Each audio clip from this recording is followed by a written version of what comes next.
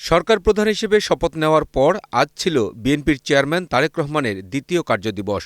সকালে তিনি সচিবালয়ে মন্ত্রিপরিষদ বিভাগে তার কার্যালয়ে উপস্থিত হন। দিনের শুরুতেই তিন বাহিনীর প্রধানরা এসে প্রধানমন্ত্রীর সঙ্গে সৌজন্য সাক্ষাৎ করেন। এরপর প্রধানমন্ত্রী ফ্যামিলি কার্ড কর্মসূচি নিয়ে একটি আন্তঃমন্ত্রণালয় সভা করেন।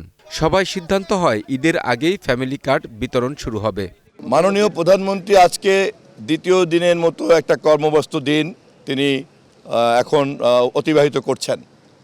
আমরা মন্ত্রিপরিষদের সকল সংশ্লিষ্ট মন্ত্রীবর্গ এবং সংশ্লিষ্ট উপদেষ্টাবৃন্দ সহ একটা গুরুত্বপূর্ণ সিদ্ধান্ত আমরা গ্রহণ করেছি। মাননীয় প্রধানমন্ত্রীর কাছ থেকে চূড়ান্তভাবে নির্দেশ পেয়েছি।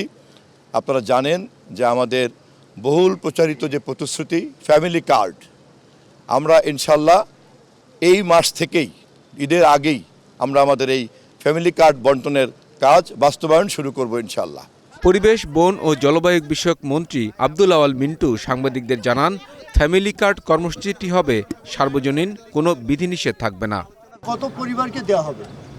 এটা কিন্তু ইউনিভার্সাল, এটাকে কোনো রেস্ট্রিকশন থাকবে না। তবে এটা একটা কমিটি করা হয়েছে, হয়তো শুরু করবে হত দরিদ্র থেকে আরম্ভ করে তারপরে দরিদ্র, তারপরে মধ্যবিত্ত, এইভাবে যাবে।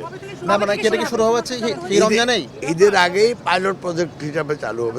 সরকারের দ্বিতীয় দিনে আজ অধিকাংশ মন্ত্রী তাদের দপ্তরে উপস্থিত ছিলেন।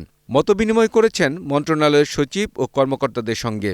শিক্ষামন্ত্রী আ.ন.ম এহসানুল হক মিলন সাংবাদিকদের বলেন, কেউ ইচ্ছা করলেই এখন থেকে যেখানে সেখানে স্কুল চালু করতে পারবে না। যে আপনি শিক্ষকতা করবেন, ক্লাসরুম ছেড়ে আন্দোলন করবেন, এটা তো হতে পারে না। আপনাদের দাবি দেওয়া যেভাবে আসা সেভাবে আসবে, আমরা সেগুলিকে অ্যাড্রেস করব। এমন তো না আমরা অ্যাড্রেস করছি না, আমরা করব। কিন্তু রাজপথ দখল করে তো দাবি দেওয়া আদায় করার কোনো প্রয়োজন নেই, কারণ আমরা দাবি দেওয়া আদায় করতে করতে এইটুকু পর্যন্ত এসছি। অতএব আমরা বুঝি কোনটা দিতে হবে কোনটা দিতে হবে না, এবং আমরা তাদের পক্ষেই থাকি, কারণ তারাই তো মানুষ গড়ার কারিগর। দুপুরে প্রধানমন্ত্রী তারেক রহমানের সভাপতিত্বে খাল খনন ও বৃক্ষরোপণ নিয়ে আরও একটি আন্তঃমন্ত্রণালয় সভা অনুষ্ঠিত হয়। Kamrul Hasan, green news, Dhaka.